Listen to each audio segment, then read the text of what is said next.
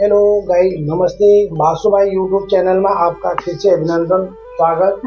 Guys, जैसे कि अभी रात के 8 बजे हुए हैं और आज की ब्लॉगिंग मैं एक्चुअली में आज यहीं से शुरू कर रहा हूँ, क्योंकि अभी बच्चे लोग पढ़ाई कर रहे हैं और खाना वगैरह हमने खा लिया है। तो दिन में आज ब्लॉगिंग का टाइम भी नहीं मिला, थोड़ा सा बिजी रह गया था। गेहूँ का हमारा फाइनल भी था, गेहूँ बुआई फाइनल था, बट मैं तो गया नहीं। मैं तो दुकानदार आदमी था, दिन भर दुकान पे रहता हूँ। तो गाइस, आज दिन का ब्लॉगिंग कुछ भी नहीं करा और कुछ टेंशन भी नहीं था आज ब्लॉग बनाने का। तो गेहूं वगैरह बुआई का मैंने कल की ब्लॉगिंग में आप लोगों को पहाड़ में कैसे हम लोग गेहूं बुआई करते हैं वो आप लोगों को दिखाया था मैंने। तो रोज के रोज ऐसी ब्लॉग बनाना, फिर वही चीज सेम की सेम, आप लोग भी बोर हो जाओगे। तो इसलिए मैंने आज नहीं बनाया। तो गाइस, क्योंकि अभी मेरी बेटिया के भी ये स्कूल खुलने वाले हैं परसों, और आज बेटे का स्कूल खुल गया उत्तरायण के लिए। तुम बाबू सब बच्चा पढ़ता है 5 में, और अभी सैनिक घोड़ा खाल की भी तैयारी कर रहा है, नवोदय की भी तैयारी कर रहा है। तो विद्या मेरी परसों चली जाएगी। अभी जैसे कि गाइस, हमारा तनिष भाई जो है ना, हमारे तनिष भाई को आर्ट में बहुत चॉइस है। आर्ट बनाने में बहुत चॉइस है। पता नहीं अभी क्या बना रखा है, इसमें समझ में नहीं आ रही मेरे लिए। ये क्या बना रखा है ना मालूम। क्या है तनिष भाई ये है फ्रॉस्ट मैन। ये क्या होता है? ये अपने मुंह से सब कुछ जमा देता है। क्या बना रहे हैं अभी? और अभी इसका जो बुक है ना, ये आर्ट का, ये तो अभी स्कूल में ही जमा है।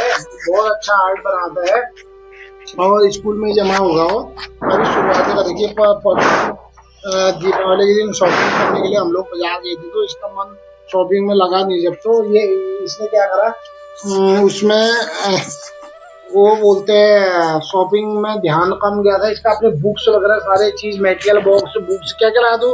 ये भी तो लाया हो। ये इन चीजों में ज्यादा बुक्स इनको लिया है। तो गाइस, तो मैं इसी सिलसिले में हम लोग आज आपस में बात करेंगे। दीदी का भी, उर्वशी केतवाल का भी मैं अभी होमवर्क के बारे में दिखाऊंगा, क्योंकि इनके जो होमवर्क होता है ना गाइस, जैसे और स्कूल का होता है, जैसे प्राइवेट स्कूल के होते हैं, तो जैसे बच्चों की छुट्टियां पड़ती है तो वहाँ होमवर्क बहुत कम देते हैं। तो भाई इनके स्कूल में जो नवोदय स्कूल है, शिमार नवोदय स्कूल है, इनके उसमें बहुत ज्यादा होमवर्क दिया जाता है घर के लिए। जैसे कि बिटिया मेरी घर पे आती है जब, तो कम से कम 8 से 10 घंटा होमवर्क करती है सुबह से शाम तक। और थोड़ा सा लोगों को पता ही नहीं रहता है कि बिटिया उषा घर आई है करके। तो दिन भर होमवर्क ये करते रहते हैं। मैं आपको दिखाता हूँ कि दीपावली भी मनाई थी इसने। ये इसका पूरा होमवर्क का ये शेड्यूल है, यहाँ ना प्रोजेक्ट है। ये प्रोजेक्ट है, अभी आप देख सकते हैं। ये आप देखें, ये बना रखा पूरा, इसी में बना रखा है कवर भी। ये इसका पूरा होमवर्क का है। ये इतना सारा होमवर्क दे देते हैं वहाँ से नवोदय में। एक बार मैंने मीटिंग में आगे जाके बताया कि सब लोगों को इतना ज्यादा होमवर्क देना एकदम लोग पड़ जाता है, बच्चों को ठीक नहीं है। हाथों में इनके वो छाले पड़ जाते हैं लिखते लिखते। तो ये देख सकते हैं आप लोग। ये प्रोजेक्ट किसके बारे में है?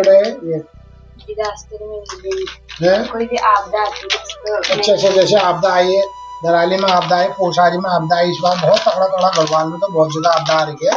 उसके बारे में मतलब कैसे क्या क्या व्यवस्थाएं होती है, कैसे क्या कैसे क्या किया जाता है, और इंडिया अरब की क्या क्या व्यवस्था करते हैं हमारे भारत के फौज वो क्या क्या करती है, इसके बारे में सारी चीजें रहेंगे। बहुत सारे है और सारे भी होते हैं इनके, और भी होंगे ना होमवर्क। तो काफी इनका होमवर्क रहता है, तो दिन भर बच्चे इसी में रहते हैं।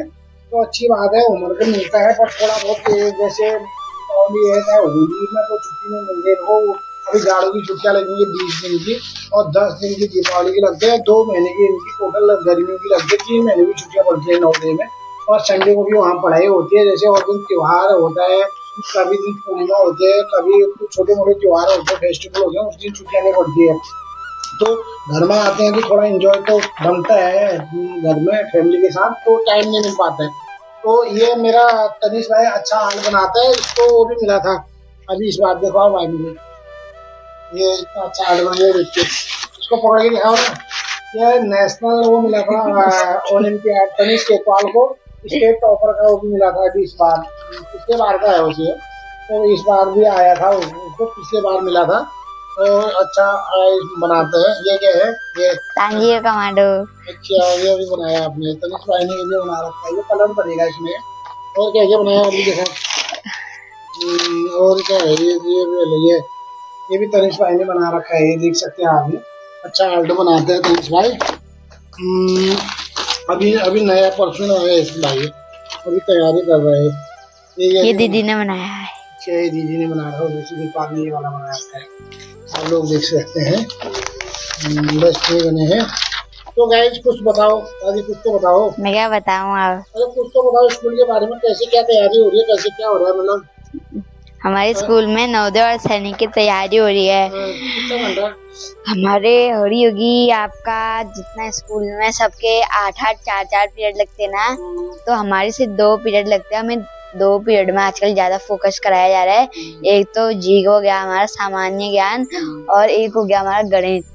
इन दोनों चीजों पर हमें बहुत ज्यादा फोकस कराया जा रहा है। अच्छा, जैसे मान लिया जाए अगर आप अभी सैनिक में निकल भी जाओगे तो वहाँ पता है आपको सैनिक स्कूल में जाने के बाद क्या बनते हैं? सैनिक स्कूल में जाने के बाद तो हम सीधा ऑफिसर बनेंगे। मतलब चॉइस है ऑफिसर बनने का? ऑफिसर बनने का तो चॉइस नहीं है, सॉफ्टवेयर इंजीनियर बनना है।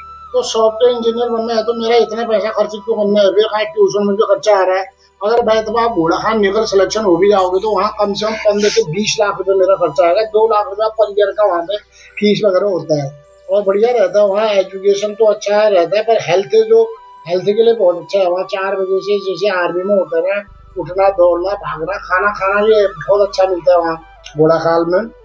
व्यवस्थाएं बहुत अच्छी है। और 30% एनडीए में सिलेक्शन होता है तो 100 में से 30 बच्चे निकलेंगे वहाँ एनडीए में। जैसे 100 बच्चे ने आवेदन किया होता तो उनकी जो आरक्षित सीट होती है ना घोड़ा खाल के लिए 30% होती है, तो बाकी बच्चे तो आउट जाएंगे। और 20 लाख रुपया पहले करेंगे फीस में जमा, उसके बाद फिर या बीटेक करेंगे, चाहे जेई का करेंगे, चाहे जो भी कोर्स करेंगे वो उसमें नीट वगैरह जो भी तैयारी करेंगे, फिर उतना पैसा भी लगता है।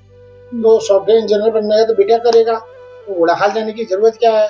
हाँ, है मैं नवोदय जाऊंगा। नवोदय भी ठीक है, वहाँ भी नवोदय में लड़कों के लिए उतना अच्छा पढ़ाई नहीं है। आजकल ठीक हो गया, आजकल ठीक हो गया। ठीक है, थोड़ा सा पढ़ाई तो अच्छी है। नवोदय स्कूल में बहुत अच्छी पढ़ाई है, वहाँ का फील्ड भी बढ़िया है, खेलने के लिए भी बढ़िया है, खाने पीने भी बढ़िया है। तो एक चीज गलत है वहाँ नवोदय स्कूल में, जो शाम के टाइम होता है ना, जो शाम के टाइम गर्ल्स का तो बहुत बढ़िया है। मैं कहूँगा कि आपके अगर गर्ल्स नवोदय में निकल गए तो बहुत अच्छा लाइफ बन जाएगी।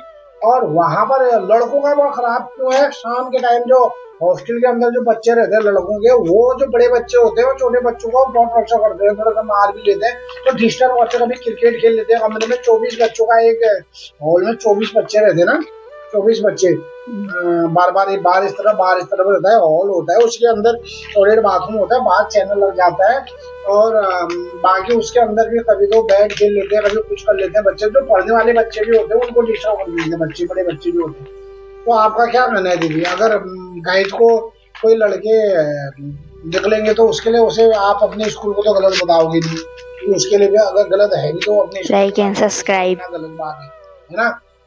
तो मतलब और क्या फिर कैसा, अगर प्लीज अभी मेरी लड़कियों की लाइक एंड सब्सक्राइब कक्षा 6 से इसके 96% में आप निकलती है वहाँ पे, अच्छी पढ़ाई में अच्छी है लड़की, और तनिष भाई भी अच्छा ही है पढ़ने में। तो गाइस इनका मैं आप लोगों को एक राय दूंगा, जो पेरेंट्स लोग हैं, चाहे स्कूल कैसा भी बड़ा क्यों नहीं हो, कितनी भी महंगी फीस क्यों नहीं हो, तो स्कूल के भरोसे अगर आप लोग बच्चों को छोड़ोगे तो गाइस बच्चे उतना सक्सेस नहीं होंगे। स्कूल के भरोसे आपने बच्चों को नहीं छोड़ना है, और आपने घर में बच्चों को टाइम देना है, और एक तो मोबाइल से दूर रखना है बच्चों को। जैसे आप लोग घर पे आ गए तो उसमें व्हाट्सएप, फेसबुक, ट्विटर वगैरह जो भी है, इंस्टाग्राम वगैरह छोड़ दीजिए, आप खुद भी नहीं देंगे। और उनके साथ बैठ के बच्चों को कम से कम शाम के टाइम, आप अगर कहीं आप दुकानदार हो या जॉब करते हो या कहीं पर भी अगर नौकरी का बिजनेस करते हो, तो आप बाद में शाम को अगर घर आ जाते हैं, चाहे मम्मी घर में हो या पापा, दोनों में से एक घर में 2-2.5 घंटा बच्चों के सामने बैठना है। आप उनके सामने बैठ के क्या करोगे, आप चलो आपको उनके सब्जेक्ट कुछ भी ना आए तो आप क्या कर लीजिएगा, एक जैसे मैं पढ़ रहा हूँ श्रीमद् भागवत, ये गीता गोरखपुर प्रेस का है, इसके साथ और सारी बुक भी है मेरे पास, उनके साथ पढ़ लीजिएगा, सुबह भी उठ के आप भी पढ़ लोगे। अगर बच्चों को आपने किताब पढ़ो, आप बच्चों को आपने कहा चलो उठो उठो किताब पढ़ो, और हम सोए रहे तो नींद तो गए, जैसे कि हम लोग बिल्कुल सोए रहते हैं और बच्चों को कहते हैं कि उठो उठो किताब पढ़ो, बस कैसे पढ़ेंगे बच्चे। हम लोग वहाँ नींद के खर्राटे निकालने बैठ में, और जाड़ों के दिन है रजाएं ओढ़ के रखे, बच्चों को बोला किताब पढ़ो, भाई कहाँ से पढ़ेगी किताब, उसके साथ आपको भी परिश्रम करना पड़ेगा, पेरेंट्स को भी परिश्रम करना पड़ेगा। अपने बचपन के दिन फिर से दोबारा जीवित करना पड़ेगा हम लोगों को कि जितने बजे हम लोग उठते थे, जितने बड़े बच्चे उठते हैं, जितने बजे उनको भी पढ़ाई करते, तब उतने बजे तो हमको भी पढ़ना पड़ेगा। चाहे आप कुछ नोवेल पढ़ लीजिए, गीता पढ़ लीजिए, कहानियां पढ़ लीजिए, बच्चों को कुछ और किताब पढ़िए। भले ही हमारे बच्चों को जो बच्चों की किताब है ना, हम आप हैं, हम हैं, किसी को भी समझ में नहीं आएगा। चाहे मेरा बच्चा 3 में भी पढ़ेगा, 2 में भी पढ़ेगा, तो हम ना इंटर पास भी होंगे अपने जमाने का ना, बिल्कुल सॉल्व भी नहीं कर सकते। गारंटी है, मैं लिख के आपको बोल सकता हूँ, मैं नहीं कर सकता हूँ तो आप लोग भी नहीं कर पाओगे। तो कम से कम उनके साथ बैठ के थोड़ा सा ड्रामा कर लीजिएगा, आप पढ़ने का नाटक कर लीजिएगा, ताकि वो भी हमको देखे, वो पढ़े।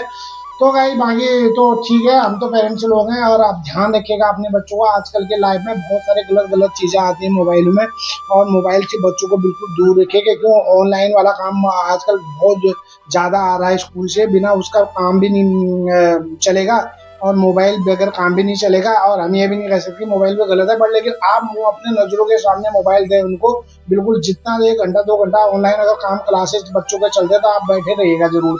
जब आपको टाइम होता है तभी कब मोबाइल दें। तो मानिए हम तो अपने तरफ से कर ही रहे हैं, आप लोग भी कर ही रहे होंगे। जब बच्चे से सब ठीक होंगे तो हमारा गाँव ठीक हो जाएगा, हमारा स्टेट ठीक हो जाएगा, हमारा देश ठीक हो जाएगा। अगर कोई बच्चा बेरोजगार होगा, मंद बुद्धि का होगा, और कुव्यसन में चले जाएगा, कुसंगत में चले जाएगा, तो हम लोग कई पीढ़ियां पीछे चले जाएंगे। तो बाकी ठीक है, आप लोगों का क्या कहना है भाई लोगों? हमारे जैसे हम तो बच्चों के लिए कह रहे हैं, तो हम जैसे पेरेंट्स के लिए आप लोग क्या कहना चाहोगे वीडियो के माध्यम से? मेरा कहना तो ये है कि आप जितने भी पेरेंट्स ये वीडियो को देख रहे हैं, सुन रहे हैं, बिल्कुल। वो नशे करके अपने घर मत आना। इससे आपका बच्चे का ध्यान भी नशे में जा सकता है, ये बहुत बड़ी बात हुई। और आप फोन भी मत देखते रहना, बाहर आप गाने चलाते रहेंगे, और कोई बच्चा अंदर किताब भी पढ़ रहा होगा तो उसका ध्यान गाने में चले जाएगा। ये भी बात सही कहा, ये बात तो पक्की सही बात। जैसे आपने कहा कि नशे में मत आना, जैसे आपके फौजी हैं, उनको भी कुछ मिलता ही है, भारत सरकार ने, केंद्र सरकार ने उनके लिए कोई इशू कर रखा है ना। तो आपका चाचा भी फौजी है, अब मैं जो दुकानदार ठहरा, मेरे को क्या मिलता है? तो जैसे कि हमारे घर में कोई नशा नहीं करते हैं ना, हमारे आपके बूबू भी नहीं करते हैं, आपके चाचा भी नहीं करते हैं, आपके पापा भी नहीं करते हैं, तो ऐसे और लोगों को भी मतलब नहीं करना चाहिए। कहने का मतलब ये आप, हाँ, आपका कुछ क्या कहना है दीदी? आप बताओ क्या कहना चाह रहे हो आप हमारे पेरेंट्स को? हमने मतलब आपके लिए क्या कमियां, मतलब आपने, हम क्या कर और से और बेहतर क्या कर सकते हैं आप बच्चों के लिए, इसे और बच्चों के लिए भी हम क्या पेरेंट्स से आपकी क्या उम्मीदें हैं, मतलब क्या कर सकते हैं हम?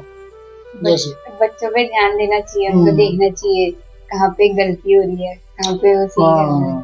बच्चों पे ध्यान देना चाहिए, बच्चों पे ध्यान। तो बच्चों को तो आजकल के बच्चे जो डिजिटलाइज बच्चे हैं, कंप्यूटराइज बच्चे हैं, वो तो हमसे ज्यादा तेज है वैसे भी, लेकिन फिर भी बच्चों को, हमारे जमाने में क्या होता था, हमको कुछ भी होश नहीं था, क्योंकि हमारे पेरेंट्स जो थे हम पर ध्यान नहीं दे पाते थे, क्योंकि एक तो खुद अनपढ़ थे, फिर हमारा जो स्कूल है सब प्राइवेट स्कूल नहीं हुआ करती थी, होते होंगे तो दूर होंगे, लेकिन गाँव में नहीं हुआ करती थी।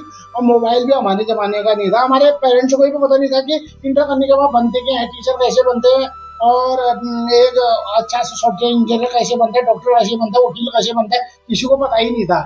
अब कम से कम हमको मोबाइल के माध्यम से हमको तो पता ही है ना, क्या करने से क्या बनता है, क्या कोर्स करने से क्या बनता है करके ना। तो हमारे बच्चों हमको पता ही था, और दिन भर हम लोग स्कूल जाते थे, और हमने तो जिंदगी में इंटर करने का चप्पल ही पहने, मतलब जूते पहने नहीं, एक ही कपड़ा होता था हमारे पास, और तुम्हारे पास तो 3 कपड़े हैं, टाई है। लेकिन अब उसके हिसाब से अच्छा, मतलब फैसिलिटीज काफी अच्छी आई है, तो आप लोगों ने उस हिसाब से, और कंपटीशन भी कम था हमारे जमाने में, लेकिन आज का कंपटीशन ज्यादा हो गया। अगर हम लोग इंटर पास भी 100 नॉर्मल करते थे तो नौकरी मिल जाती थी उसमें, थोड़ा बहुत, अगर जिसको पता था ये करने से टीचर बनता है, या करने से वकील बनता है, जिसको पता था। तो आप तो बहुत कंपटीशन है ना, अब तो एक से एक स्कूल, एक से एक बच्चे। तो गाइस बस अपनी बातें हम यही पे समाप्त कर लेते हैं। और कुछ और क्या कहना है, फिर अभी हमारा ब्लॉग तो यहीं पर एंड हो जाएगा, फिर तो समय भी ज्यादा हो जाएगा, ज्यादा देखेंगे भी नहीं आप लोग, मुझे पता है 14 मिनट का तो पहले तो हो गया। तो गाइस इसी के साथ आज हम अपने ब्लॉग को यहीं पर खत्म समाप्त करने की इजाजत चाहते हैं। तो गाइस नमस्ते, बाय बाय, फिर मिलते हैं नए एपिसोड में।